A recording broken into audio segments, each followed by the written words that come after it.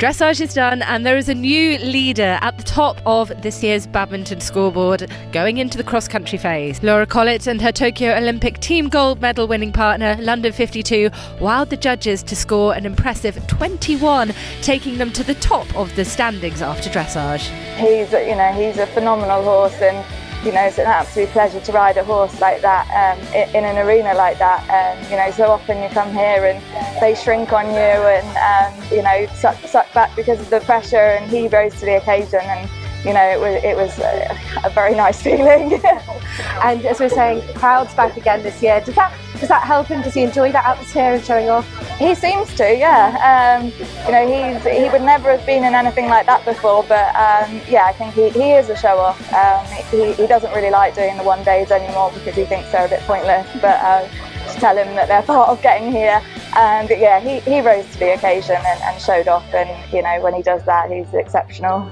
And you were saying as well that you haven't been in a dressage arena with him this week. Can you give us a little bit of insight into your preparations this week to produce a test like that? Yeah, lots of hacking it. With him, it's just about getting his brain right. He knows all the moves, and he almost tries too hard. So if he starts anticipating, he gets a bit anxious. So it's just about switching him off so that I can really ride him. And when he's like that, then I know I can really go for it, which I could today. And just finally, can you put into words just how special he is and how special it is to be here on him? Not really.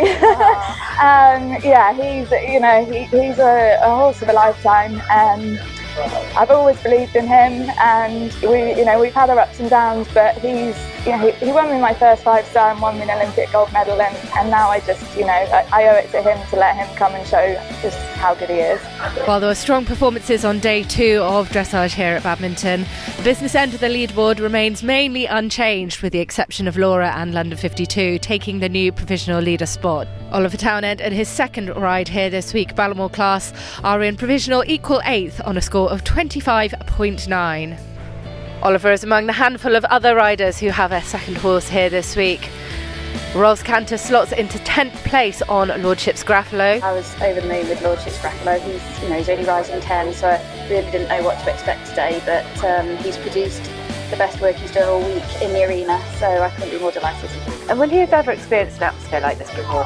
Not at all. Because of his age, the last 2 years he stepped up to 4-star, really only the last year, and it's all been kind of fairly behind closed doors, bar Blenheim last year, so no, he's fairly new to it all, but he's a confident character. He quite likes himself, and I think as long as Walter's happy, it doesn't really matter where he is. While Pippa Funnell and MGH Grafton Street are close behind in 11th on 26.1. Both Pippa and Roz have 2 horses in strong contention ahead of the jumping phases.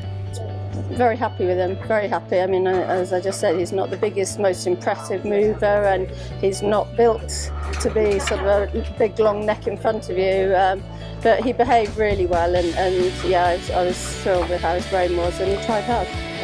And 2 very good scores to be going into the jumping phases as well. How are you feeling ahead of those?